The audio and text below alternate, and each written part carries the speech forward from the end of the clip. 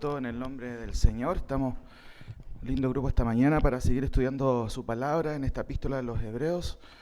Y bueno, la sección que nos toca ahora es como un poco larga, ¿cierto? Ya se leyó y vamos a tratar de poder explicar en términos generales lo que significa esta sección, que es muy importante, que está por supuesto ligada en esta epístola a toda la argumentación del autor con respecto a la superioridad de Cristo, quién es Él. Y aquí llegamos al capítulo 11 para de una otra manera enganchar esto con lo anterior. Fíjense que en el versículo 39 del capítulo 10 dice: pero nosotros, después de haber expuesto toda una serie de argumentación sobre la superioridad de Cristo, sobre la libertad que tenemos ahora de entrar, ¿cierto?, a su presencia. Por eso el versículo 22 de ese capítulo dice: acerquémonos con corazón sincero, en plena certidumbre de fe, después de haber expuesto, ¿cierto?, las prerrogativas, la superioridad de Cristo. El 39 dice: pero nosotros no somos de los que retroceden para perdición, sino de los que tienen fe para preservación del alma. Entonces aquí va a introducir un concepto y una temática que tiene que ver con la fe. Noten nuevamente el versículo: pero nosotros, ¿cierto? Y ese plural es muy interesante, estaremos ahí nosotros incluidos en ese nosotros, pero nosotros no somos de los que retroceden para perdición. De pasadita, ¿cierto? El autor va a mencionar que no es muy bueno quedar y retroceder, eso es para perdición.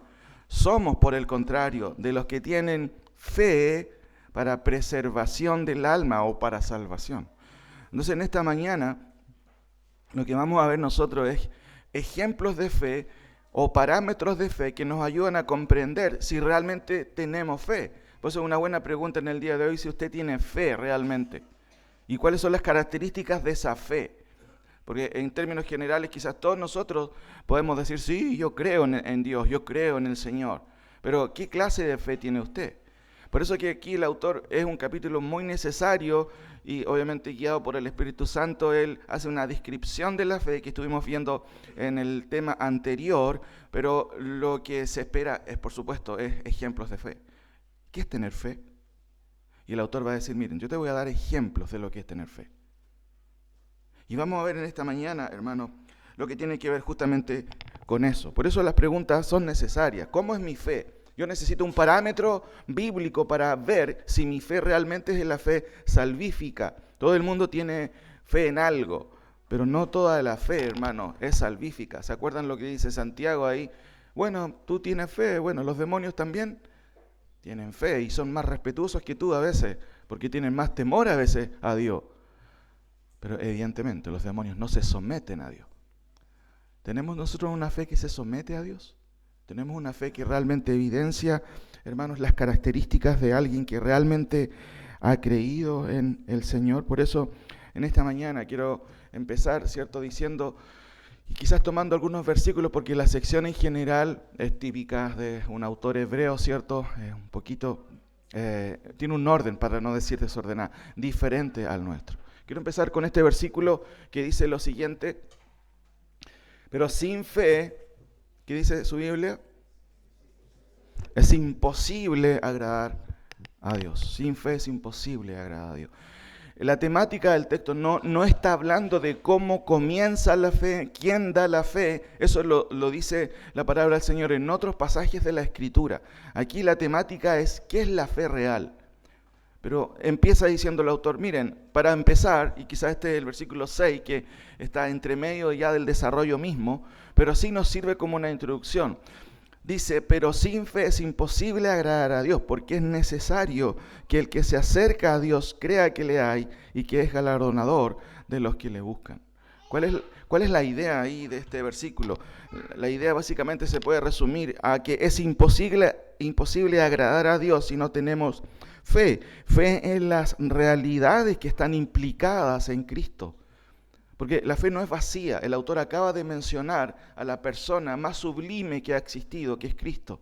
Ha presentado un montón de argumentos sobre eso. Eso no son cuestiones místicas, cuestiones subjetivas, son realidades. Si alguien se acerca a Dios, lo va a hacer porque hay algo que voy a buscar ahí. Voy a encontrarme con realidades. Pero sin fe es imposible agradar a Dios, porque es necesario que el que se acerca a Dios lo haga, porque Dios sí es real. Esa es como la idea. Una segunda implicancia, que es necesario que quien se acerca a Cristo entienda que la fe implica realidades espirituales existentes. Hermanos, la obra de Cristo ocurrió hace 2000 años, pero sus efectos continúan hasta el día de hoy. Ustedes mismos, estando aquí, ¿cierto?, en este lugar, son parte de esta realidad. Si Cristo no hubiera existido, si Cristo no hubiera resucitado, ¿qué dice Pablo? Vana es nuestra predicación, entonces, ¿para qué sirve la fe? No sirve para nada. Pero Cristo resucitó. Y ese es el triunfo del cristianismo, el triunfo de nosotros, ¿cierto?, como creyentes y seguidores de Cristo. Por otro lado, Dios no premia, si voy a usar esa palabra entre comillas, ¿cierto? Dios no premia la fe ingenua. Ah, sí, yo tengo fe, ¿y en qué crees? Bueno, en el hilo rojo, ¿cierto? No sé, en el trigo detrás de la puerta, o en cualquier cosa, ¿cierto?, que a veces nos imaginamos. Nosotros nos equivocamos, hermanos, al pensar que Chile es un país ateo. Hay ateos, por supuesto, pero Chile es un país bastante religioso. Cree en muchas cosas, pero esa fe, ¿es fe salvífica? ¿Es fe bíblica? Y eso es obviamente una buena pregunta. Dios no premia la fe ingenua sin contenido, pues Dios ya nos ha dado el contenido de esa fe. Entonces no podemos separar la fe de la realidad o del contenido que Dios mismo ha establecido. Si ustedes recuerdan por qué estudiamos la palabra de Dios, ¿cierto? Tratamos de estudiarla libro por libro y cada uno de los que predicamos acá hacemos el esfuerzo de poder enseñarla. Es porque creemos que la palabra de Dios es el fundamento o el contenido de la fe. Nosotros no podemos alimentar nuestra vida espiritual, hermanos, solo con alabanzas. No, para eso se ha dado la palabra del Señor. Eso es lo que nos trae fundamento, ¿cierto? Y uno podría hacer el fundamento teórico, pero también el fundamento práctico de nuestra vida cristiana. Ahora, el autor hace una clasificación de ejemplos de fe que es la siguiente. Ustedes pueden notar ahí la fe de los padres de la humanidad, la fe de los patriarcas de la fe de los grandes caudillos, la fe de los estrategas, la fe de los profetas y la fe de los mártires. Quizás es un bosquejo rápido y general, ajustado un poquito a lo que el autor nos va a decir. Y yo quiero que esta mañana, ¿cierto?, podamos examinar, bueno, cuáles son los ejemplos de fe y en qué consiste la fe de estos grandes hombres de Dios, que están clasificados, para la redundancia, por medio de este ítem. Vuelvo a repetir, la fe de los padres de la humanidad, la fe de los patriarcas de la fe de los grandes caudillos, la de los estrategas como Josué, ¿cierto?, la fe de los profetas y la fe de los mártires. Pero antes oremos nuevamente al Señor. Señor, te doy gracias porque tenemos tu palabra y no divagamos en ideas, en concepciones o en teorías o en especulaciones. Tú nos diste tu palabra justamente para que no hiciéramos eso, para no especular. Y tú nos dices en tu palabra en qué consiste la fe. En esta mañana, Señor, ayúdame y ayúdanos a todos a comprender qué significa tener fe. Siempre es una cuestión constante en el Nuevo Testamento, la falsa fe, los falsos maestros, la falsa profesión. Y Padre, por supuesto, no queremos caer en una fe espuria, en una fe que realmente no se ajusta a tu palabra. Por eso este pasaje inspirado que vemos aquí, este capítulo, este libro, tu palabra en general, nos ayuda a nosotros a poder cerciorarnos de cómo es nuestra fe, para que no nos equivoquemos, Señor, pensando a lo mejor que, claro, tenemos fe, pero a veces nuestra vida no refleja lo que tu palabra dice que es la fe en un Dios real. Ayúdanos, Señor, esta mañana entonces a poder comprender tu palabra, en el nombre de Jesús. Amén. Vamos entonces con la primera clasificación, no quiero tomar tanto tiempo, pero es necesario a veces que podamos verlo, ¿cierto? Dice ahí la fe de los padres de la iglesia. Tenemos aquí, los padres de la humanidad. Tenemos a lo menos 3 casos. El caso de Abel, la fe de Enoc y la fe de Noé. Mire, acompáñenme ahí en su Biblia, en el versículo 4. ¿Qué nos dice el autor con respecto a la fe de Abel? Yo quiero que tomemos un concepto solamente, porque evidentemente si estudiamos toda la vida en detalle de cada personaje, lo más probable no terminaríamos hoy día, ¿cierto? Pero vamos a tratar de buscar el concepto esencial de la fe de estos hombres de Dios. Dice el versículo 4, por la fe, Abel ofreció a Dios más excelente sacrificio que Caín, por lo cual alcanzó testimonio de que era justo, dando Dios testimonio de sus ofrendas, y muerto aún habla por ella. No se nos dice más sobre Abel, y creo que es suficiente para el argumento del autor. Ustedes recuerdan la historia de Abel, Caín y Abel, ¿cierto? Ambos ofrecieron sacrificio, uno fue mucho más acepto delante del Señor, que fue Abel, y Caín, por supuesto, él ofreció otras cosas, y más encima sabemos cómo termina la historia, el odio de Caín por su hermano, ¿cierto? Que finalmente lo mata. Pero el punto no es ese, el punto es, ¿por qué razón está aquí en esta lista Abel? ¿Qué hace de él un hombre de fe? Y quizás lo primero que tenemos, y la expresión que llama la atención, es que él ofreció, ¿qué tipo de sacrificio? Uno dice, oh, esto está excelente, pero en el caso de Abel no es excelente, es más excelente. ¿Por qué razón el autor inspirado dice que su sacrificio fue más excelente? Abel no tenía una teología sistemática en su casa, no entendía, ¿cierto?, las implicancias de la expiación, ¿cierto?, futura que iba a venir por medio de un Mesías, no tenía eso. No había seminario en ese tiempo, pero él comprendió algo que venía por tradición oral, por medio de sus padres. ¿Qué hizo Dios al momento de que sus padres pecaron?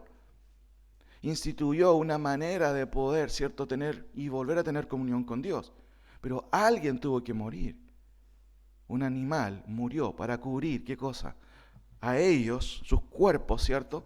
Pero también eso estaba indicando que sin derramamiento de sangre no hay remisión de pecado. No podemos ser anacrónicos inversamente, es decir, claro, Abel leyó Levítico. No existía Levítico, pero sí entendía por medio de la tradición oral. Sus padres le enseñaron, ¿sabes, hijo? Nosotros pecamos gravemente, y el pecado ante los ojos de Dios fue una catástrofe. Y la manera en que podemos tener comunión con Él es por medio del derramamiento de sangre. Porque el sacrificio de Abel fue un sacrificio cruento. Noten el texto otra vez. Por la fe, Abel ofreció a Dios más excelente sacrificio que Caín, por lo cual alcanzó testimonio de que era justo. Noten el concepto o el epíteto que se le adjudica a él, justo. Entendemos la justicia dentro de ese contexto como alguien que realmente entiende cómo agradar a Dios. ¿Por medio de qué? De un sacrificio, de sangre derramada. Dios no podía hacerse propicio, ¿cierto?, simplemente por un sacrificio de frutas, como hizo, ¿cierto?, su hermano. Abel entendió que la fe en Dios implicaba hacer las cosas bajo los términos de Dios. Ya en esta temprana avance de la historia de la redención, él está entendiendo un concepto que después, muchos años después, haría realidad con la muerte y el derramamiento de la sangre de una persona, hermano, de Jesucristo. Entonces, en cierto sentido, es como un eco hacia atrás de lo que vamos a ver después en el Señor Jesucristo. Noten el versículo 5, el caso de Enoc. ¿Cómo es la fe de Enoc? El primer concepto entonces es que Abel entendió muy correctamente que él no estaba ofendiendo a cualquier persona, estaba ofendiendo a Dios. Por eso que Dios necesitaba, y su sacrificio necesitaba ser acorde, ¿cierto?, a un Dios santo. Versículo 5, ¿en qué consiste la fe de Enoc? No se nos dice nada más de Enoc. Noten, tenemos la historia, por supuesto, ahí en Génesis capítulo 5 en adelante. Por la fe Enoc fue traspuesto, o trasladado, o arrebatado, para no ver muerte, y no fue hallado porque lo traspuso Dios. Y antes que fuese traspuesto, tuvo testimonio de haber agradado a Dios. No se nos dice nada más que eso. Pero es algo, hermanos, increíble, porque en el caso de Enoc, aquí, básicamente podemos resumirlo que su fe consiste en esto, en que siguió a Dios. La palabra original aquí en el texto es ser mártir, ¿cierto? Ser testigo, pero también significa caminar, afirmar lo que Dios ha hecho. No contradijo a Dios, sino que fue un ejemplo en la tierra de alguien que cree realmente en Dios, porque caminó con Dios. En un contexto obviamente de corrupción, porque ya había corrupción en ese entonces.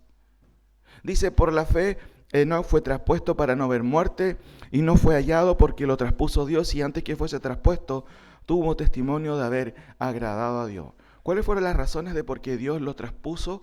¿Cuáles fueron las razones por qué Dios lo arrebató? No lo entendemos del todo, la Biblia no revela más, pero Desde el punto de vista bíblico, hermanos, lo que notamos nosotros es que en el caso de Enoc, él siguió al Señor, él tuvo buen testimonio y seguramente era un hombre santo a los ojos de Dios, por eso Dios lo traspuso.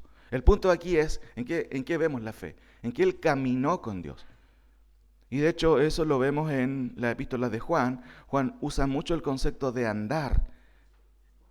Y eso es un sinónimo también de caminar con Dios. Miren, solamente un par de versículos en primera de Juan, para que entendamos que, por supuesto, el desarrollo después de esta cuestión del caminar con Dios es algo propio de la fe. En primera de Juan, ¿cierto? Capítulo 1, versículo 6, después de esta tremenda introducción que hace el apóstol Juan, dice, si decimos que tenemos comunión con Él, no si yo soy cristiano, no si yo soy evangélico, voy a tal iglesia. Pero Juan dice, si decimos que tenemos comunión con Él, y ahí está el concepto de caminar, y andamos en tinieblas, ¿qué dice Juan? Eres un mentiroso, simplemente, y no practicas la verdad. Pero si andamos o caminamos en luz, eso se va a notar, porque vas a irradiar la fe bíblica, o vas a irradiar que realmente estuviste con Dios. Viene a mi mente este dicho, dime con quién andas. ¿Cómo puedes decir que eres creyente? Un creyente anda con el Señor, pero no se nota que andas con el Señor. ¿Por qué? Porque no irradias la fe, no irradias quién es Dios. Volvamos a Hebreos 11. Tenemos aquí la fe de Abel, la fe de Enoc, la fe de Noé. ¿En qué consiste la fe de Noé? Noten en el versículo 7, por favor. Un versículo solamente, nada más. Eso dedica el autor aquí a Noé, como lo ha hecho con Abel y como lo ha hecho con Enoc. Esto tiene que ver con la fe de los padres de la humanidad. ¿Qué dice el 7? Noten, por la fe Noé, cuando fue advertido por Dios acerca de cosas que aún no se veían, no se rió. Dijo, ya, córtala, po. Generalmente eso podríamos haber hecho nosotros. ¿Cómo se te ocurre? ¿Eso va a ocurrir? No. Noten lo que dice el texto. Es suficiente para la argumentación del autor. Dice, por la fe, cuando fue advertido por Dios acerca de cosas que aún no se veían, con temor preparó el arca en que su casa se salvase, y por esa fe condenó al mundo y fue hecho heredero de la justicia que viene por la fe. Hermano, ¿qué es el Evangelio? El Evangelio es una buena noticia. La Biblia dice que el que cree en el Hijo tiene vida eterna, pero el que no cree o el que rehúsa creer no verá la vida, sino que la ira de Dios está sobre él. ¿Usted cree en eso? En el día de hoy la gente no cree en eso, se burla de eso. Pero ¿en qué vemos la fe, en este caso de Noé? Las características de una fe real. Noten, usted puede subrayar esta expresión. Dice, por la fe, cuando fue advertido por Dios. Y saben, hermanos, todos los domingos Dios nos advierte. La palabra del Señor nos advierte. El que cree en el Hijo tiene vida eterna, pero el que rehúsa creer en el Hijo no verá la vida, sino que la ira de Dios está sobre él. Está establecido para los hombres que moran una sola vez, y después de esto, ¿qué cosa? El juicio. La Biblia está llena de advertencia. ¿Cuál debería ser nuestra reacción frente a las advertencias? ¿Qué hace el mundo frente a la advertencia? Tenemos un presidente que dice, no vamos a permitir más que ocurran este tipo de cosas. Y al otro día, ¿qué ocurre? Estamos acostumbrados, hermanos, a ver un contexto, una cultura que no entiende, hermanos, de disciplina, no entiende cierto de advertencia. A veces nos pasa con los hijos. No entienden a veces un no.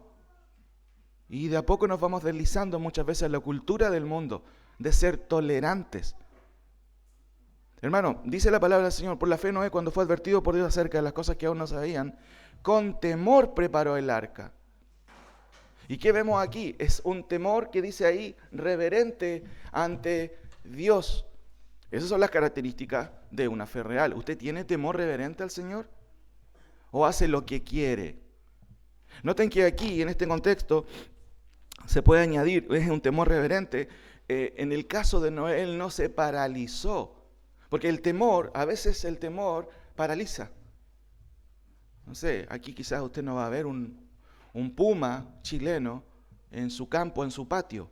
Pero ¿qué pasa cuando la historia, ¿cierto? Muchas veces los relatos de personas que ven animales como un puma, por ejemplo, que en realidad no es como el león africano, por supuesto. Queda paralizado. La fe real no paraliza, hermano. La fe real actúa, acciona, responde correctamente. Y de hecho, él tuvo valor, porque ¿qué le decía a la gente mientras él construía el arca? ¿Se acuerdan? Está loco este, ¿qué está haciendo? Está haciendo un arca. ¿Y qué le pasó? Se burlaba a la gente, pero él tuvo temor reverente y dijo, no, esto va a ocurrir, así que se burlen de mí no importa. Vemos aquí una tercera característica. Noten, hermanos, ¿en qué consiste la fe real? Solamente estos 3 ejemplos y quiero avanzar. Bueno, a Abel le ofreció ¿qué tipo de sacrificio? Más excelente sacrificio. Nosotros venimos a la iglesia ¿a qué, hermano? Venimos a adorar al Señor, a entregar sacrificios espirituales, santos, agradables a Dios. Pablo dice en Romanos, ¿cierto? Que presentéis ¿qué cosa? Vuestros cuerpos en sacrificio santo, agradable a Dios, que es vuestro culto racional. Hoy día no voy a ir a la iglesia, estoy cansado, me merezco descansar. ¿Qué está diciendo con eso? Hermano, Dios es digno de cuánta adoración nuestra. ¿De la mitad o de toda adoración? De toda adoración. Por eso venimos a la iglesia. Porque Él merece mi alabanza. Él merece mi atención. Yo necesito poner atención a su palabra. Él necesita que yo exclame de mi ser, desafinado o no, ¿cierto? Alabanzas a su nombre. Porque Él ve mi corazón. Más excelente sacrificio. ¿Usted está ofreciendo a Dios más excelente sacrificio? La otra cosa, siguió a Dios, caminó con Dios. Toda la gente puede decir que camina con Dios, pero a veces está muy alejado de las normas de Dios. Por otro lado, temor reverente. ¿Qué es lo que caracteriza a esta cultura? No solamente la irreverencia, sino también, en muchos casos, ¿cierto? El no temer a las consecuencias. ¿Cuántos jóvenes mueren por ser, ¿cierto?, intrépidos, por ser atrevidos, por no tener temor de nada? Pero en este caso quizás el temor no tiene que ver con una cuestión, ¿cierto?, temeraria, tiene que ver con entender quién es Dios y Él es digno, hermanos, de nuestra reverencia total. Vamos con los segundos ejemplos. Tenemos, ¿cierto?, la fe de los patriarcas de la fe. La fe de los patriarcas, valga la redundancia, en este caso de la fe. Continuamos ahí y noten, aquí tenemos 4 ejemplos. La fe de Abraham, la fe de Isaac, la fe de Jacob, la fe de José. Versículo 8, y esta sección es quizás un poco más larga, pero no quiero explicar cada detalle. Dice el 8 hasta el 10. Sígame ahí con su vista. Por la fe Abraham, siendo llamado, obedeció para salir al lugar que había de recibir como herencia y salió sin saber a dónde iba. Por la fe habitó como extranjero en la tierra prometida, como en tierra ajena, morando en tiendas, ¿cierto?, con Isaac y Jacob, coherederos de la misma promesa, porque esperaba la ciudad que tiene fundamentos, cuyo arquitecto y constructor es Dios. Por la fe, también su esposa Sara, siendo estéril, recibió fuerza para concebir y dio a luz, aún fuera del tiempo de la edad, porque creyó que era fiel quien lo había prometido. Por lo cual también de uno y de ese, ya casi muerto, Abraham, salieron como las estrellas del cielo en multitud y como la arena innumerable que está a las orillas del mar. Versículo 17. Por la fe, Abraham, cuando fue probado, ofreció a Isaac, y el que había recibido la promesa ofrecía su unigénito, habiéndosele dicho: mira, en Isaac te será llamada descendencia, pensando que Dios es poderoso para levantar aún de entre los muertos, de donde, en sentido figurado, también le volvió a recibir. Hermanos, ¿cómo podríamos resumir la fe de Abraham? Quizás hay varias cosas que podríamos decir y nos podemos quedar cortos, pero creo que se resume en esto. Tomó decisiones ¿de qué tipo? De tipo radicales. Abraham, Dios le dijo: anda, vete de tu tierra, y él, dice el texto bíblico, que se fue sin saber a dónde iba. Nosotros en el día de hoy no haríamos eso, por supuesto. Y se entiende porque son tiempos diferentes, contextos diferentes, y quizás, evidentemente, Dios no nos pide ahora que nos vayamos de nuestra tierra a otra tierra. Porque parte del plan de Dios, ¿cierto?, tenía que ver exclusivamente con Abraham, el padre de la fe, y él tenía que hacer justamente esto. Pero nosotros también tenemos que hacer y demostrar nuestra fe quizás de otra manera, claramente. Pero ¿en qué sentido podíamos, cierto, convenir con Abraham, cierto, o copiar a Abraham, que es el ejemplo de la fe? Bueno, hermanos, tomando decisiones radicales, por supuesto. Y uno podría decir, bueno, sí, en realidad no voy a estar más en esta iglesia porque son muy radicales. Hermano, el evangelio de por sí es radical. No hay un evangelio A para personas que se quieren comprometer a la mitad, un evangelio B para las personas que se comprometen un poquito más, y un evangelio, cierto, premium. No existe eso. El evangelio, cierto, de por sí es radical. Miren, acompáñenme por favor a Lucas capítulo 14, solamente un ejemplo de esto, y de hecho Abraham, sin haber visto, cierto, la revelación posterior, sin haber visto a su Señor, cierto, al Mesías, bueno, él refleja desde el punto de vista histórico lo que el Señor pide a todos los creyentes. Lucas 14, 25 es un pasaje tan clásico que hemos leído una y otra vez y necesitamos volver a repasarlo. Grandes multitudes iban con él y volviéndose les dijo, ¿están seguros que me quieren seguir? Eso es como que estoy leyendo ahí, eso no dice el texto. Pero en cierto sentido, eso sí puede estar implícito. ¿Están seguros que me quieren seguir? Pero sí, Señor, tú eres súper bacán. Te queremos seguir. Eres cool, dirían los chicos, ¿cierto? Pero noten lo que responde el Señor. Bueno, déjenme decirles algo, volviéndose para atrás. Si alguno quiere venir a mí y andar conmigo, bueno, y no aborrece a su padre y a su madre y a su mujer, a sus hijos y hermanos y hermanas y aún también sus propios sueños o sus propios metas, bueno, quédese en casa, porque en realidad no puede ser mi discípulo. Por eso es que en Juan 6, cuando Jesús dice, si no coméis mi sangre y mi carne, ¿se acuerdan?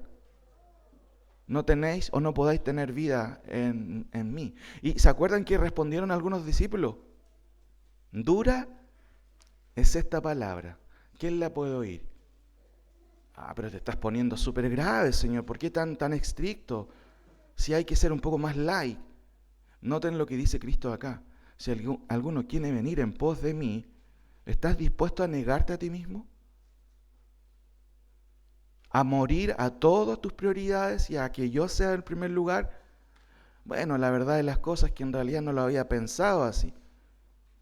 Bueno, hermanos, ese es el evangelio es radical de por sí. No hay un evangelio light. Por supuesto, hay iglesias light, y por supuesto esas iglesias no hablan de Cristo, no hablan de la palabra de verdad, no hablan de las exigencias que Dios pide, pero nunca ha habido un evangelio B, siempre hay un evangelio, hermanos, exigente. Por eso dice el versículo 27, y el que no lleva su cruz y viene en pos de mí, noten, no puede. Eso tiene que ver con capacidad. No puede ser mi discípulo. Volvamos a Hebreos, hermanos, capítulo 11. Estamos ahí. ¿En qué sentido Abraham revela una fe real? En que toma decisiones radicales. En la mañana, por ejemplo, Abraham seguramente, ¿cierto?, pensando, ¿qué hago? ¿Voy a alabar al Señor o no? No, mejor me quedo dormido viendo una película en Netflix. ¡Wow! ¡Qué tremenda lucha que tiene!, ¿cierto? Netflix y otras entretenciones. Hermano, miren, la fe de Abraham tomó decisiones radicales. La fe bíblica incluye decisiones radicales, hermano. O pone al Señor en primer lugar o simplemente pasa, no puede ser el discípulo de Cristo. Noten el versículo 20. Vamos ahí, avanzando. 11:20. ¿De quién se habla aquí ahora? Noten. Por la fe bendijo Isaac a Jacob y a Esaú respecto a las cosas venideras. ¿En qué sentido vemos la fe ahí? No, claramente aquí Isaac tiene fe. ¿Pero en qué lo notas? Nota que el texto no dice mucho, pero dice algo clave, algo sencillo. ¿Qué pasa cuando tienes fe? ¿Qué hizo Isaac? Quizá la expresión bendijo, ¿cierto? Por la fe bendijo Isaac a Jacob y a Esaú, ¿cierto? ¿Respecto a qué cosa? respecto a la escatología. ¿Se dan cuenta qué importante es la escatología? Isaac, ¿cierto?, le explicó el premilenarismo claramente a Jacob, ¿cierto? No, estoy haciendo una broma. Pero le explicó las promesas de Dios, las promesas futuras de Dios. Dios cuántas cosas había prometido. Muchas de estas personas, hermanos, no vieron literalmente el cumplimiento de las promesas, pero aún muriendo dijeron, lo voy a ver igual, voy a resucitar y voy a ver las promesas de Dios. Hasta aún, posteriormente, ¿cierto?, a morir, ellos tenían una fe tan radical que aún, ¿cierto?, aunque morían, sabían muriendo que iban a ver las promesas de Dios, porque Dios no es un Dios que miente. Por la fe bendijo Isaac a Jacob y a Esaú respecto a las cosas venideras. ¿Cuál es la idea aquí? ¿Qué es lo que vemos? La fe de Isaac se ve en que él transmitió la fe. Cuando tú crees en algo, ¿tú qué haces? Tú puedes decir, bueno, no tengo idea por qué mis hijos no siguen al Señor. Bueno, ¿y qué pasó ahí con tu responsabilidad? Cuando tú crees en Dios, tú transmites la fe. Siempre mis padres se acuerdan de mi abuelo, Antonio, ¿cierto?, Quiñelén. Él transmitió la fe a sus hijos y sus hijos la transmitieron a sus nietos o sus hijos, valga la redundancia. No porque él tenía algo especial, no porque él, en cierto sentido, tenía un conocimiento excelso de la Escritura. Mi abuelo era analfabeto, pero aprendió a leer con la palabra del Señor. Y recuerdo muy bien a mi edad de los 12 años, la mayoría de las veces él estaba leyendo la Escritura tardes enteras. Por eso es que cuando él hablaba o las personas hablaban con él, no tenía esa falencia habitual que se encuentra, ¿cierto?, en las personas de raza, entre comillas, la raza es una sola, hermano. En las personas que son araucanos, ¿cierto? Esta forma de solecismo al hablar. Él hablaba súper bien y hablaba con el español del año 1500. Vosotros, decía. Se había pegado tanto, hermanos, en la lectura de la palabra. ¿Quiénes sois vosotros?, decía. Bienvenidos. Nadie podría pensar que él, ¿cierto?, tenía quizás ascendencia en cierto sentido araucana. Aparte tenía los ojos medio celestes, como los míos, así más o menos. No, mentira. No los tenía celestes por las nubes sería, pero no porque eran celestes. Hermanos, cuando tú crees en algo, tú transmites esa fe. ¿Ustedes están transmitiendo a sus hijos la fe? No, esa responsabilidad del pastor y de los ancianos y de las profesoras. No. Hermanos, esa es tu responsabilidad como padre, transmitir la fe. Entonces la pregunta es, si tú tienes fe, ¿vas a transmitirla? Y si no, es porque no crees simplemente en un Dios poderoso, en un Dios real que evidentemente demanda de nosotros fidelidad y santificación. Tú vas a transmitir la fe. En el caso aquí hay una pequeña expresión que lo dice. Por la fe bendijo Isaac a Jacob y a Esaú respecto a las cosas venideras. Vengan, chicos, les tengo que contar lo que Dios ha hecho con nosotros, con los padres de ustedes. Sigan en el camino de Dios, no se aparten, porque si se apartan están perdidos. Cuando tú crees, hermanos, tú transmites la fe. ¿Qué pasa con Jacob? Versículo 21. Noten ahí. Por la fe Jacob, al morir, bendijo a cada uno de los hijos de José y adoró apoyado sobre el extremo del bordón. Hay ahí una discusión si se trata de la punta de la cama o quizás él se trató de empinar ahí con un montón de esfuerzo, pero quizás eso no es en realidad tan relevante para el argumento del autor. Básicamente aquí la idea es que Jacob adoró la providencia de Dios. ¿Qué significa la providencia de Dios? Nosotros siempre al salir oramos al Señor que nos cuide, que nos libre de accidentes, que nos libre de nuestra propia imprudencia, ¿cierto? ¿Y qué significa eso? Hermano, si usted está presente en el día de hoy, si usted se levantó es por la providencia divina. Nada más que eso. Y Jacob hizo muchas cosas que quizás no están aquí. Y el autor, por supuesto, Jacob, ustedes saben quién fue, no era muy, podríamos decirlo, de trigos limpios, ¿cierto? Pero el autor quiere destacar algo positivo en él, algo que sí hizo la diferencia. Él reconoció la providencia divina. Y cuando tú reconoces la providencia divina, tú no te mandas solo. Señor, ayúdame este día. Señor, guíame este día. Eso es lo que hace alguien que reconoce la providencia de Dios.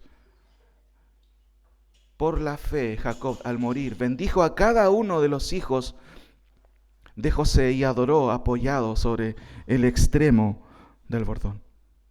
Ahora, ¿qué pasa con José? ¿En qué vemos su fe, hermanos? Noten por favor ahí al versículo 22. Por la fe, José al morir mencionó la salida de los hijos de Israel y dio mandamientos acerca de sus huesos. Es increíble la historia de José, preciosa. ¿Se acuerdan cuando él fue tentado por la esposa del faraón? ¿Se acuerdan? ¿Qué pasó ahí? Recuerden que él llegó a estar en la cárcel por una acusación falsa, ¿cierto? Y desde ese entonces que existe el feminismo radical, para que ustedes lo sepan. Porque fue una acusación falsa, por supuesto. Hermano, uno puede ver de diferentes formas en qué consistía la fe de José y uno puede mencionar muchas cosas, pero aquí el texto quiere mencionar un aspecto y tiene que ver con lo siguiente, y podemos resumirlo de la siguiente manera. Tenía claro los hechos de la liberación de su Dios, los hechos históricos de su Dios. Las personas generalmente en su lecho de muerte recuerdan muchas cosas, pero ¿qué recordaba él tan vívidamente en su mente? La liberación de Egipto. Para él, esto fue real. Muchas veces uno puede decir, sí, no veo a Dios, ¿dónde está Dios? Pero aquí, y el Antiguo Testamento en especial, siempre está cargado de muchos acontecimientos reales de la mano poderosa de Dios. Imagínense el mar abierto en dos para que el pueblo cruzara. Cómo eso caló en la memoria de los creyentes.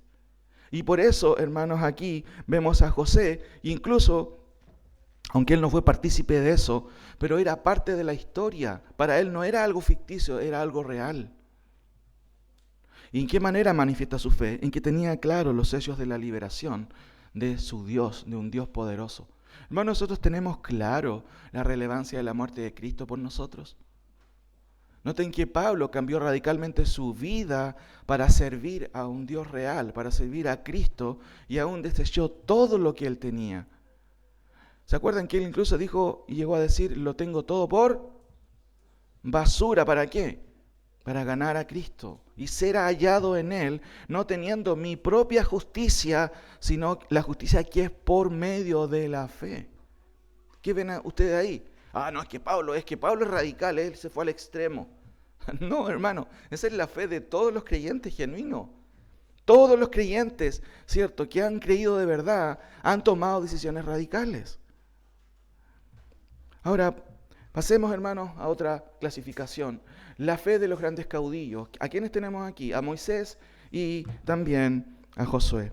Noten el versículo 23 en adelante hasta el 29. El caso de Moisés. Tremendo caso.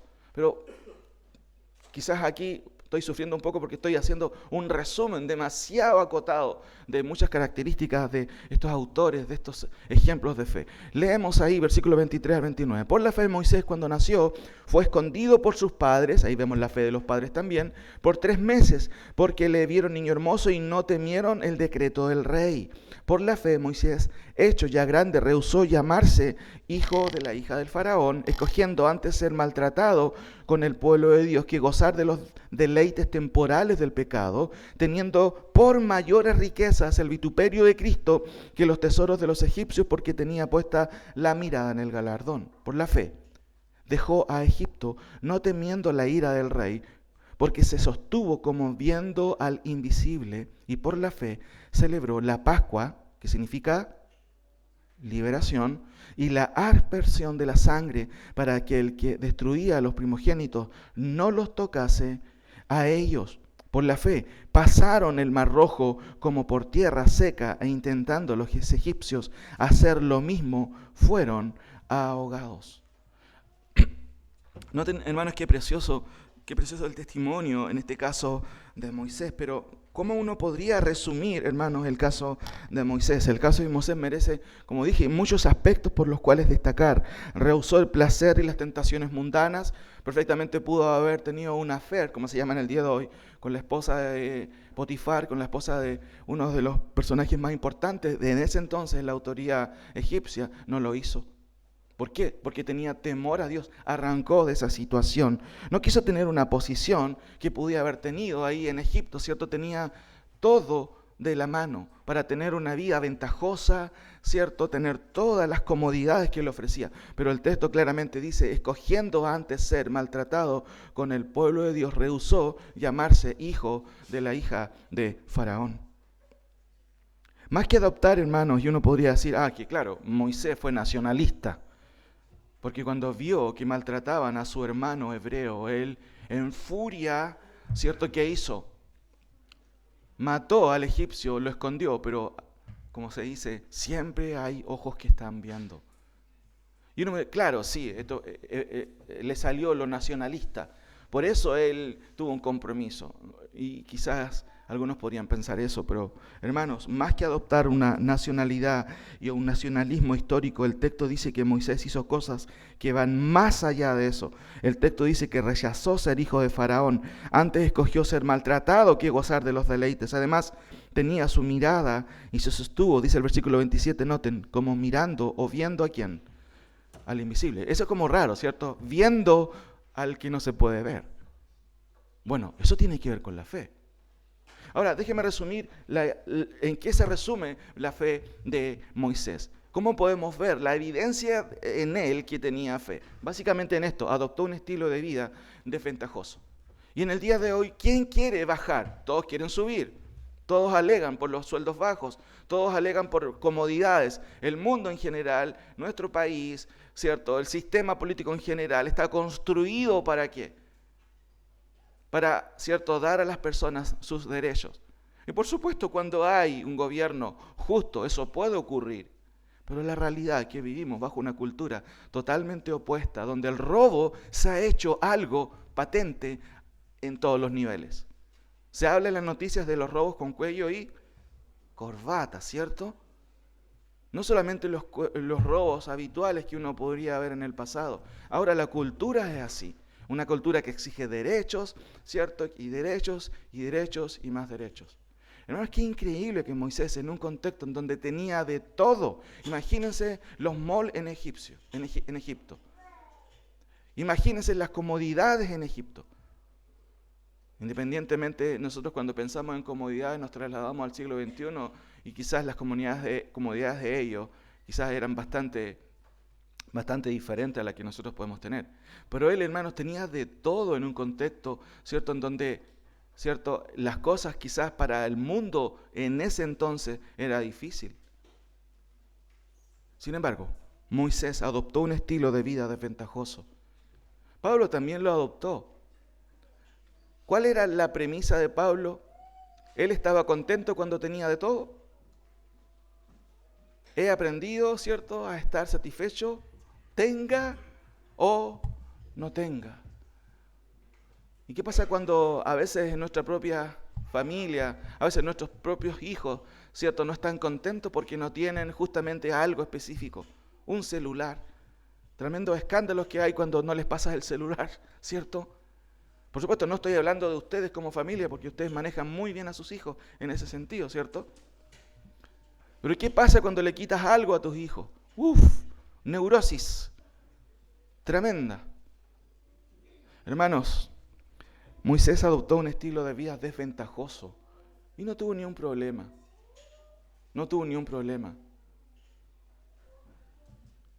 Versículo 30. No se menciona a Josué explícitamente, pero sí hay una verdad implícita con respecto a él. Noten el versículo 30. Dice, por la fe cayeron los muros de Jericó después de rodearlos 7 días. ¿Quién estuvo a la cabeza de esa operación militar? Josué. Claramente fue Josué. No se menciona explícitamente, pero quien guió al pueblo fue él cuando vamos al relato ahí en Josué capítulo 6. La fe de un modelo influyó en otros. ¿Y en qué vemos la fe aquí de Josué? Fue un modelo en medio de un pueblo siempre incrédulo.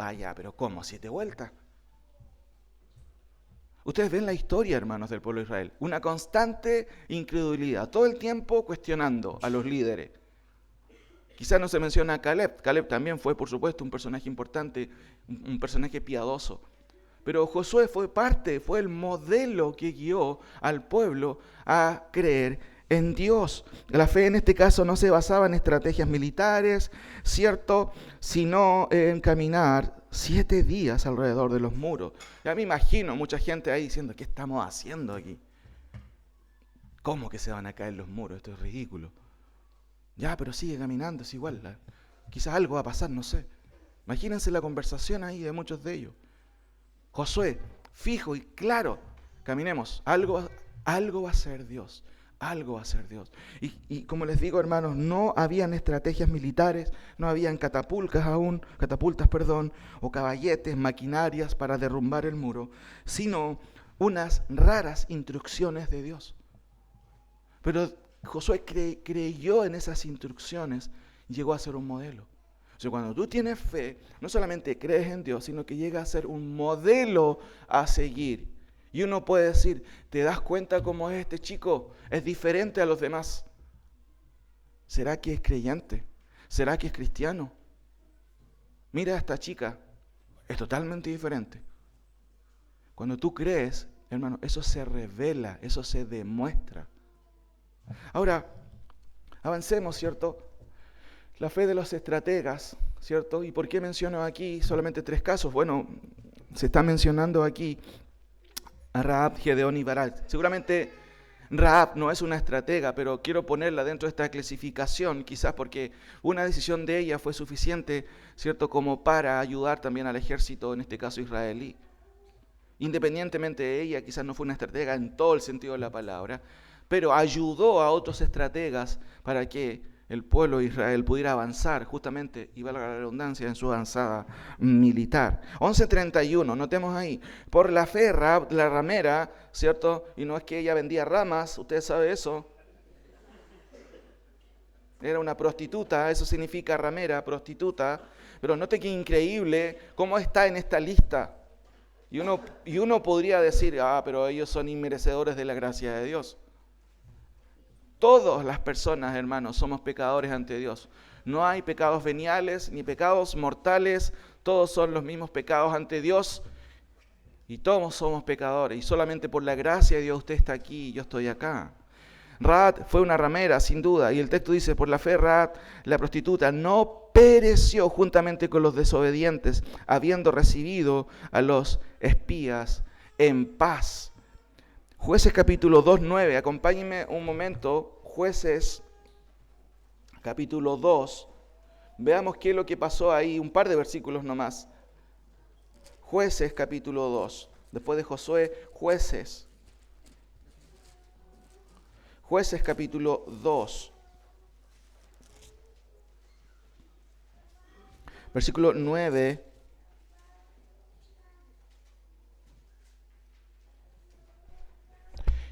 Creo que es Josué, ¿cierto? Sí, Josué 2, perdón. Josué 2, del 9 al 11. Josué. Dice el versículo 8 para tomar ahí el contexto. Antes que ellos se durmiesen, ella subió al terrado y les dijo, sé que Jehová os ha dado esta tierra, porque el temor de vosotros ha caído sobre nosotros, y todos los moradores del país ya han desmayado por causa de vosotros. Porque hemos oído, noten, eso es clave, porque hemos oído que Jehová hizo secar las aguas del Mar Rojo delante de vosotros cuando salisteis de Egipto, y lo que habéis hecho a los 2 reyes de los amorreos que estaban al otro lado del Jordán, a Sehón y a Og, a los cuales habéis destruido. Noten, ¿en qué podemos darnos cuenta de que Rahab, hermanos, evidenció una fe salvífica? Y quizás el resumen tiene que ver con esto. Escuchó del Dios verdadero y no vaciló, no tuvo dudas sobre, yo toda mi vida he estado aquí y se adora a ídolos de cartón, pero este Dios no es igual. Este Dios es poderoso. Infunde un temor que nunca he visto en mi vida. Y más encima, sus proezas las hemos escuchado hasta nosotros que estamos muy lejos de estos acontecimientos. ¿Acaso no sabías? Dios abrió el Mar Rojo. ¿Qué Dios puede hacer eso? Seguramente Rahab todo el tiempo rodeada de falsos ídolos, pudo experimentar la falencia, ¿cierto? La debilidad de esos dioses, como dije, de cartón. Y cuando escuchó acerca del Dios de los hebreos, dijo, no, es que este no puede ser igual. Este es el verdadero Dios. Entonces, básicamente aquí vemos en ella que escuchó del Dios verdadero y no vaciló. Hermano, ¿cuántas veces usted escucha la palabra del Señor y hace lo mismo? ¿Cuántas veces usted escucha la palabra del Señor y su vida no cambia? Miren, un solo hecho bastó para que una mujer que nadie podría considerar como digna, Dios la considera dentro de su palabra y está aquí para que nosotros captemos cómo es que Rahab, ¿cierto?, es de una manera considerada por Dios como una mujer de fe, porque escuchó del Dios verdadero y dijo, no, hay que actuar, hay que actuar. No se menciona aquí que Rahab mintió, ¿cierto?, porque el énfasis de la Escritura es destacar, ¿cierto?, una mujer pagana que no conocía la ley de Dios, pero sí conoció y actuó cuando escuchó, ok, esto no es cualquier Dios. Esto no puede ser un Dios de manufactura humana. ¿Por qué? Porque conozco todos los dioses que hay aquí y ninguno de estos dioses hace lo que el Dios verdadero puede hacer. No vaciló, hermano. Hermano, nosotros tenemos un Dios verdadero y muchas veces vacilamos en nuestra fe. Vacilamos en mi compromiso con Dios, en esperar, muchas veces somos impacientes. Pero esta mujer, hermano, qué tremendo. Escucha una sola vez acerca del Dios verdadero y actúa de inmediato. Por eso yo les pregunto, ¿cuántos de nosotros hemos escuchado una y otra vez de quién es nuestro Dios verdadero, pero a veces vacilamos? Gedeón, notemos aquí el caso de Gedeón, que fue un juez, ¿cierto?, en Israel, y no hablo con respecto a que fue un juez jurídico. La palabra juez en este contexto, justamente el libro de los jueces, tiene que ver con libertadores. El ciclo de jueces, usted ya lo conoce, ¿cierto? Israel era liberado por un juez, un libertador, al tiempo volvía a la idolatría, sufrían, se quejaban, lloraban, Dios mandaba a otro juez. Estaban un tiempo liberados, después otra vez caían en qué cosa, en la idolatría, ¿cierto? Clamaban a Dios, sufrían, ¿cierto?, a causa de su pecado y Dios le mandaba a otro libertador. Eso se llama el ciclo ahí en Jueces. Y de hecho hay un versículo clave que se repite 2 veces, ¿se acuerda? En aquel tiempo no había rey y cada uno hacía lo que bien le parecía. Bueno, estamos en el día de hoy y cada uno hace lo que bien le parece. Estamos peor, de hecho, incluso en el día de hoy, porque hoy se está legalizando, hermanos, la corrupción. Ahora, notemos aquí este versículo 32. ¿Qué eso nos dice? ¿Y qué más digo? Porque el tiempo me faltaría contando de Gedeón, de Barak, de Sansón, de Jefté, de David, así como de Samuel y de los profetas, que por fe conquistaron reino, hicieron justicia, alcanzaron promesas, taparon bocas de leones. Ahora, en el caso de Gedeón, hermanos, ¿qué es lo que vemos ahí? Bueno, Gedeón no fue básicamente neutral, y eso tiene que ver con lo que vemos en Jueces 6:8. Antes de que Dios los llamara, se dice en el texto ahí en Jueces 8 que él era, ¿cierto?, lo más probable era un hombre joven, pobre, no tenía muchos bienes. Dios lo llama a ser libertador y él también, por supuesto, presenta objeciones de la misma manera que Moisés lo presentó, pero Señor, yo no tengo mucho conocimiento, pero Dios lo llama igual. Y una de las primeras cosas que va a hacer, ¿cierto?, este hombre, de hecho, recuerden, Gedeón fue uno de los que conquistó o ganó la batalla frente a los madianitas con 300 hombres. De hecho, tuvo que minimizar su ejército y Dios le dijo, ¿cierto? No, que son muchos todavía. Y les hizo hacer una prueba. Anda y haz que beban el agua. Y básicamente esa fue una prueba para, ¿cierto?, dejar solamente a 300. De ahí ya sabe de dónde viene la película 300, ¿cierto? Ahí está la verdadera película 300.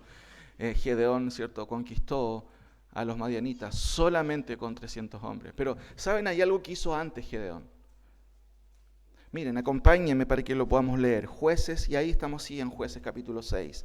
Jueces capítulo 6. No voy a leer varios versículos, solamente un par de versículos. Jueces 6. El llamado de Gedeón. Versículo 25. antes de ver, ¿cierto?, lo que él hizo después en la conquista, ¿cierto?, de Gedeón hacia los madianitas, en el versículo 25 vemos algo que hizo con temor. De hecho, eso es lo primero que hizo. Aconteció que la misma noche le dijo Jehová a Gedeón: toma un toro del hato de tu padre, el segundo toro de 7 años, y derriba el altar de Baal que tu padre tiene, y corta también la imagen de acera que está junto a él. Hermanos, ¿dónde estaba la idolatría específicamente en el contexto de Gedeón? En su propia casa. Noten lo que dice el versículo 26. Derriba el altar de Baal y edifica altar a Jehová tu Dios en la cumbre de este peñasco en lugar conveniente. Y tomando el segundo toro, sacrifícalo en holocausto con la madera de la imagen de acera que habrás cortado. Entonces Gedeón tomó 10 hombres de sus siervos e hizo como Jehová le dijo. ¿Qué hizo, hermanos, Gedeón en primer lugar? Y esto lo podemos definir aquí. Bueno, no fue neutral frente a la idolatría. En el día de hoy, ¿cómo manifiestas tu fe tú en el día de hoy? El hermano Hugo, ¿cierto?, nos ha predicado de la falsa enseñanza, de los falsos maestros, y ha sido bastante directo en eso, ¿cierto? Pero a lo mejor el hermano Hugo se está yendo, como se dice, en muy extremo, a lo mejor, ¿cierto? Porque a lo mejor algo podemos sacar de Guillermo Maldonado, ¿cierto? O de Cash Luna, quizá alguna enseñanza por ahí puede servirnos. No, hermanos, lo que es falso es falso. Gracias a nuestro hermano Hugo, ¿cierto? Seguramente ahí nos está escuchando. Lo que es falso. Y hermanos, lo que vemos en el Nuevo Testamento con respecto a la dureza de los apóstoles, ¿cierto?, la seriedad con respecto a los falsos maestros, aquí Gedeón lo va a demostrar. ¿Cómo? Dice ahí, no fue neutral. Bueno, en realidad mi papito tiene ahí un altar, pero en realidad ahí si lo dejamos al ladito del altar de Dios, ¿cierto? No. Elimina eso, le dijo Dios, y Gedeón obviamente con temor lo hizo porque estaba atentando contra su propia familia. Bueno, no dice la palabra del Señor que el quien no aborrece a su padre y madre no puede ser mi discípulo. ¿Por qué no vienes o no has podido ir a la iglesia? No, lo que pasa es que mis padres, ellos no son cristianos y me quedé.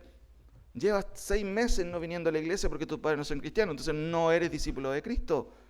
Porque el que no aborrece a su padre y madre no puede ser mi discípulo. En el fondo, Gedeón, ¿a quién amaba más? ¿Amaba a sus padres? Hermanos, amaba más a Dios.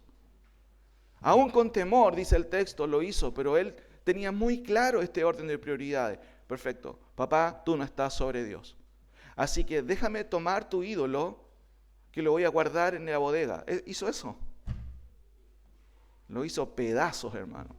Y tú necesitas hacer pedazos los ídolos que tienes en tu corazón. No acariciarlos y guardarlos. Necesitas hacerlos pedazos. Sea cual sea ese ídolo. Ahora, ¿qué pasa con Barak?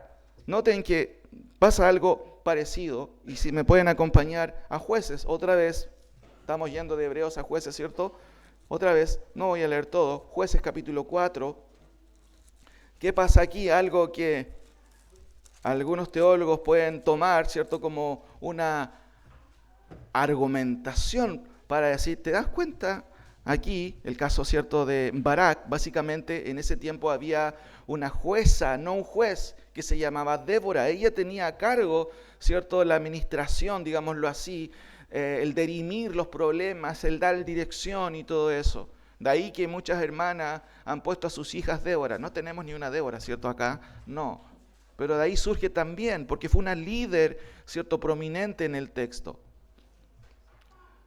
¿Qué se dice aquí? Noten que Débora era encargada, ¿cierto?, de liberar otra vez al pueblo, pero en el versículo, si no me equivoco, 9, ella se dirige a Barak. Dice el texto ahí, ella dijo,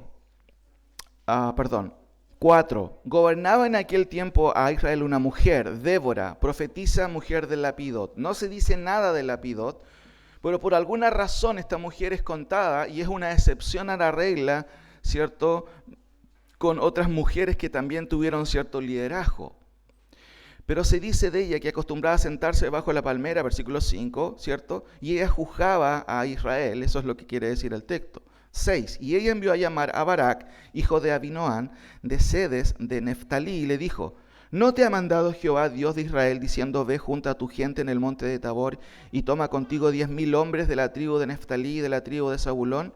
Y yo atraeré hacia ti al arroyo, a Sisón, a Sísara, capitán del ejército de Jabín, con sus carros y sus ejércitos, y lo entregaré en tus manos.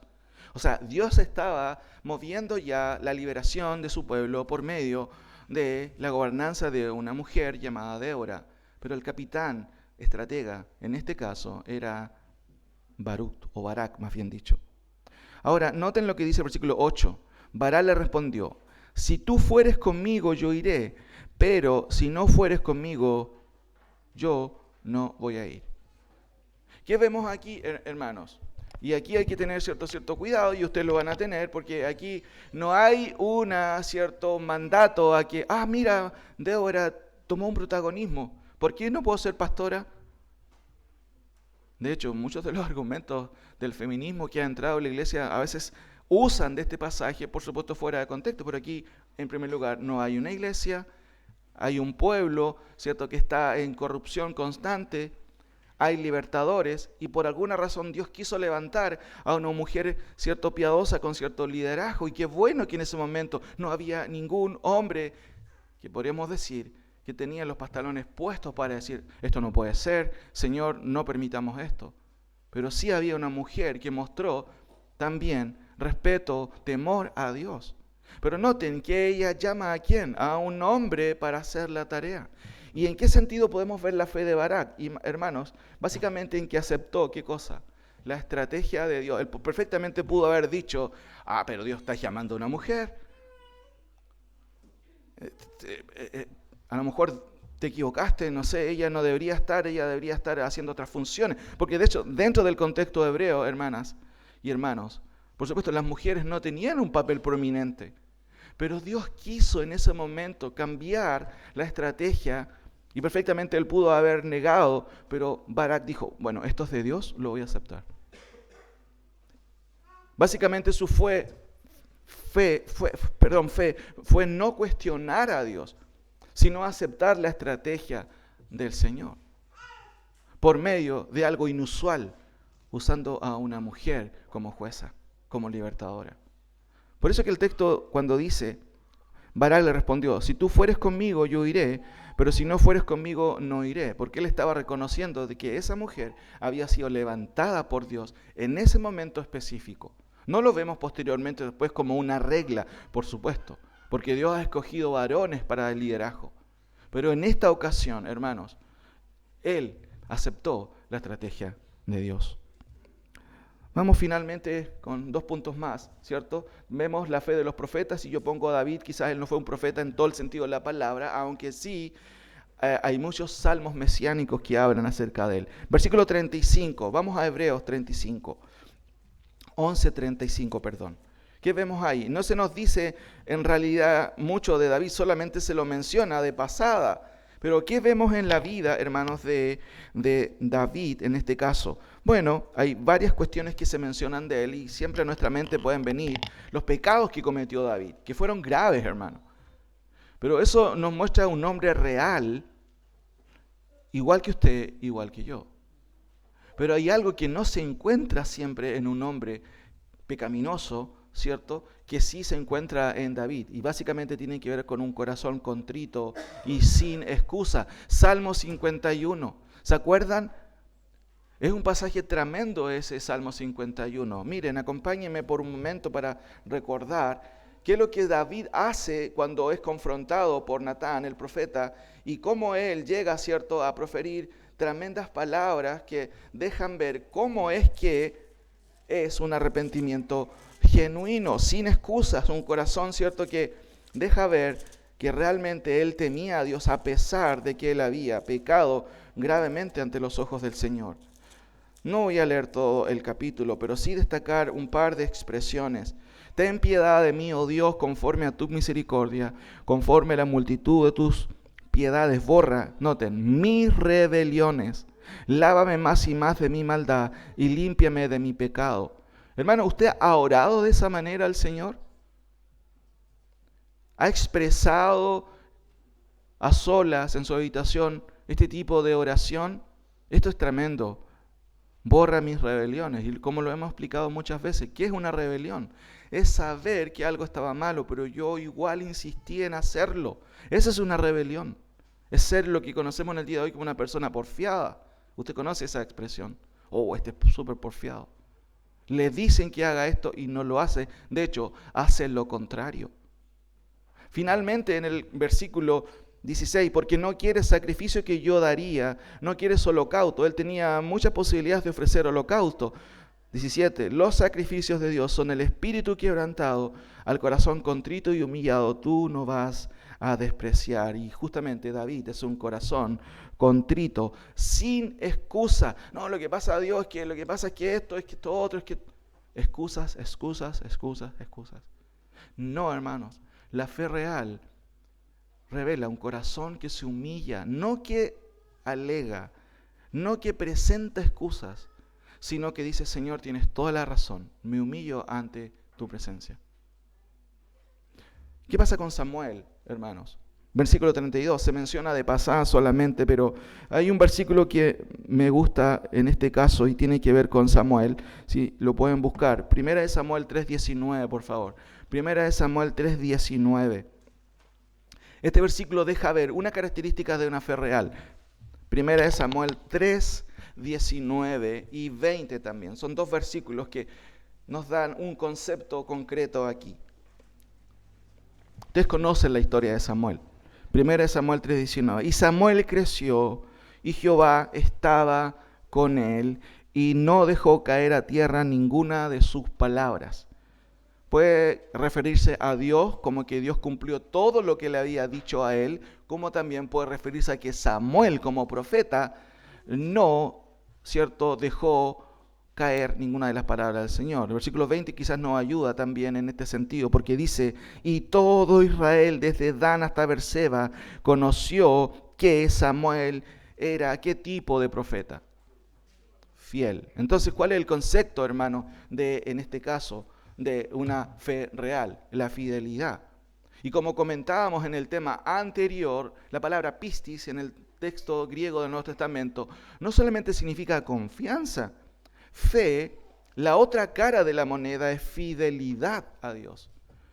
Si tú dices tener fe, vas a ser fiel al Señor.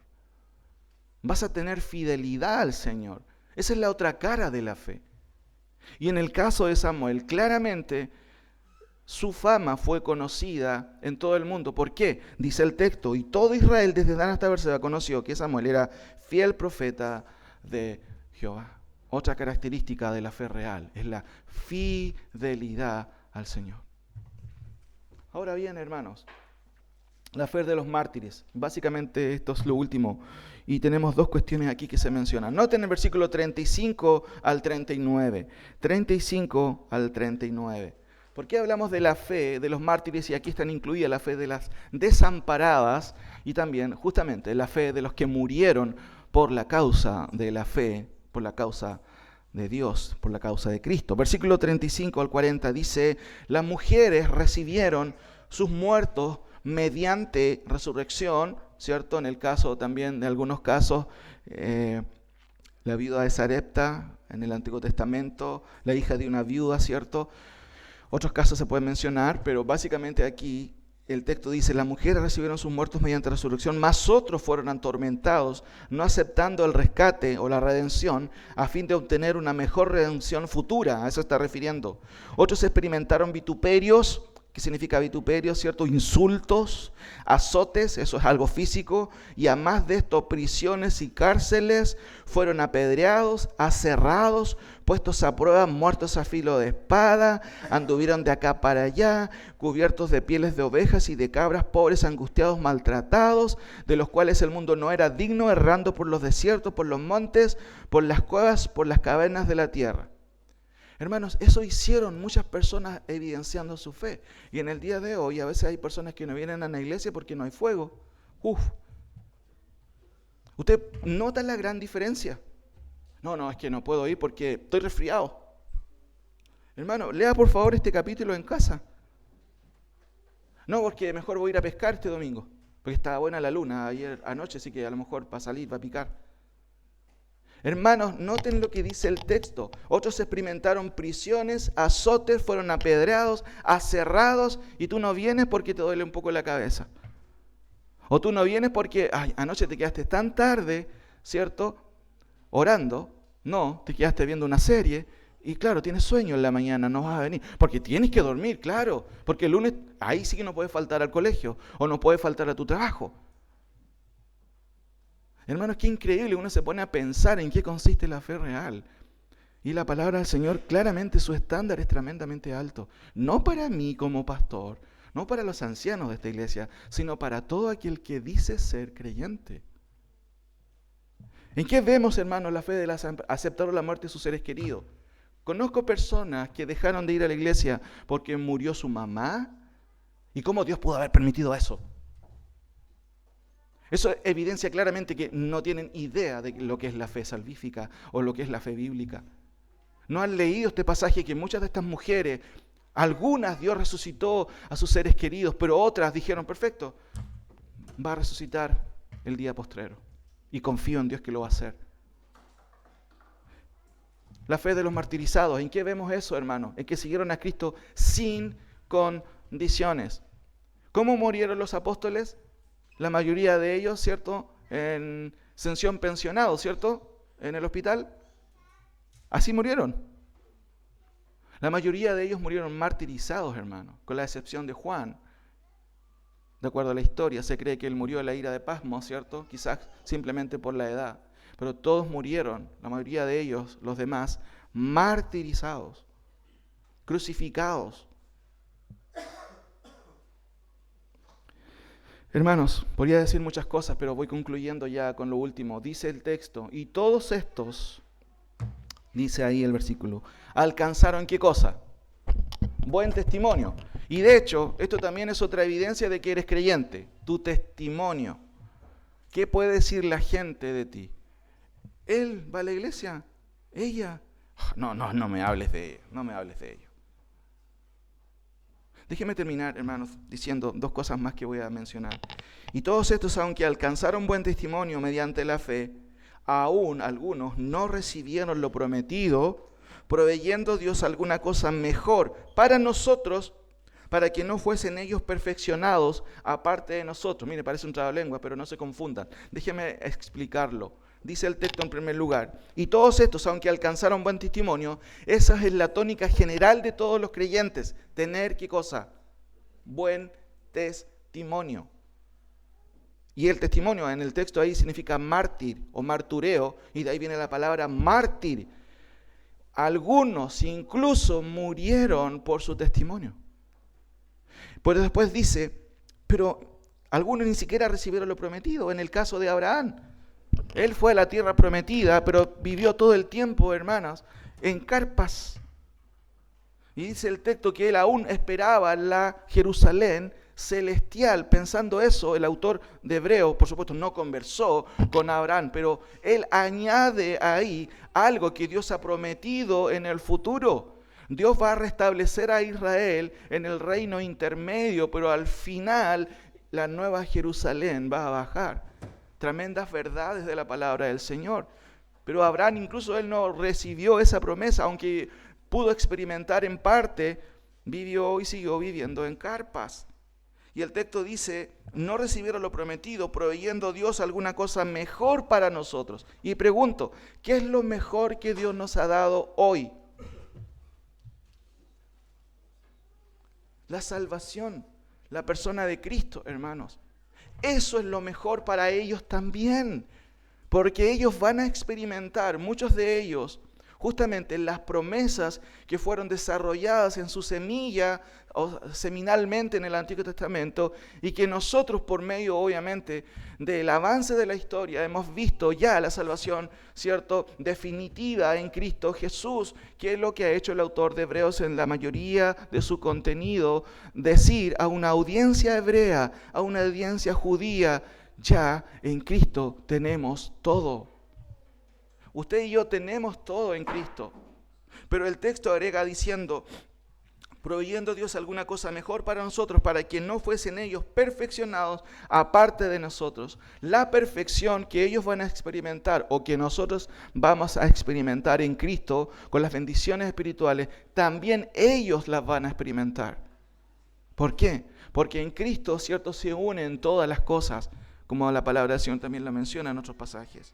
Ahora, ¿qué implica la fe genuina? Y estas son mis conclusiones para poder terminar. Noten, hay dos cuestiones que están unidas constantemente y lo explico en este pequeño recuadro. La fe, de acuerdo a Hebreos 11, nos da una declaración en el versículo 1, ¿cierto?, que tiene que ver con una declaración racional, ¿cierto?, que implica una noción. La palabra noción viene de nocere, pero tiene que ver con la parte racional. Pero siempre la fe real me lleva a ¿qué cosa? A la acción.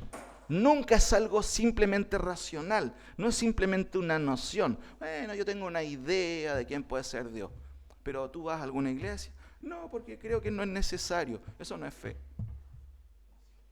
Eso no es fe real. La fe real siempre tiene que ver con una acción que la acompaña. Dice el texto, es pues la fe, la certeza de lo que se espera, la convicción de lo que no se ve. Eso es una noción. Pero todos los ejemplos que acabamos de ver, ¿en qué se enfatiza esa noción? Esa noción tiene algo que siempre la acompaña, que es una acción. Si tú tienes fe, tú vas a actuar. Tú no te vas a quedar mudo o silente o neutral. No existe la neutralidad en la verdadera fe, sino acciones. Muéstrame tu fe. Santiago, noten la discusión que tiene Santiago ahí en la epístola, y Lutero tuvo complicaciones con esa epístola, la llamó la epístola de paja porque no entendía el argumento. Porque Lutero dice, pero ¿cómo eso? ¿Somos salvos por obra? Y Santiago no está diciendo eso. Dice, yo tengo fe, pero yo tengo obras. Y él dice, muéstrame tu fe, ¿por medio de qué? O sea, ¿qué está diciendo Santiago? La verdadera fe se va a evidenciar por hechos, por actos. No me digas que crees en Dios, que crees en Cristo, que crees en la doctrina cristiana, si tu vida no dice nada. Eso es lo que está diciendo, hermano del Señor. ¿Tienes fe? Por favor, muéstralo con hechos, con acciones. Pero hay otro factor también importante, y con esto voy terminando. La noción de la fe bíblica siempre va acompañada de una acción. Pero noten este recuadro, hay otro elemento importante, y esto es lo último. ¿Qué ven ustedes abajo? Siempre cuando hay fe, una noción de fe, y básicamente la noción tiene que ver con lo siguiente, ahí está la noción, viene la acción. ¿Y por quién recibimos la gracia y el apostolado? Para la obediencia a la fe en todas las naciones. Noten, la fe me impulsa ¿a qué? A la obediencia, a la acción. Y aquí esta palabra podría ser instrucción y nos queda un poquito más homilético el bosquejo, ¿cierto? Noción, acción e instrucción. ¿Y por qué es importante la instrucción? Uno puede tener fe y la fe real se manifiesta en las acciones. Pero ¿por qué es importante la instrucción de la fe? Porque usted puede confundir la fe bíblica con la fe espuria. Siempre hay profesiones, ¿cierto?, de fe. Y valga la redundancia, hay procesiones de fe. Gente que camina de rodillas para adorar a un ídolo. Y usted puede decir, wow, qué gente de fe. ¿Es gente de fe o no? Claro, pero no es una fe bíblica. Hermanos, la instrucción y la doctrina, ¿cierto?, van vigilando y de hecho, en cierto sentido, la fe implica, como dije, una noción racional de la doctrina y por supuesto la acción consecuente deja ver que eso es una fe real. Pero también la doctrina es un aspecto autorregulante. Usted no se levanta en la mañana y dice, tengo fe, voy a sacrificar un gato. No, porque eso es totalmente contradictorio con la fe cristiana. Usted no se levanta en la mañana y dice, hoy tengo fe, hoy día no voy a ir a la iglesia. No, porque la Biblia dice, no dejando de qué. Eso es doctrina. Usted no dice, hoy tengo fe, hoy día voy a ir donde la Machi porque me va a ver el destino. No, la fe tiene que ir de acuerdo a una instrucción, a una doctrina. Por eso es que es importante, yo no quiero mencionar todos los versículos ahí, así que la fe es por el oír, y el oír ¿qué cosa? ¿El horóscopo? No, las escrituras. Así que la fe viene por el oír y el oír por la palabra de Dios. Si usted lee todos esos versículos, no lo voy a leer yo, todos tienen que ver con la fe real, pero la fe es la fe que también va dentro de un parámetro, que es la instrucción bíblica, que es la doctrina bíblica.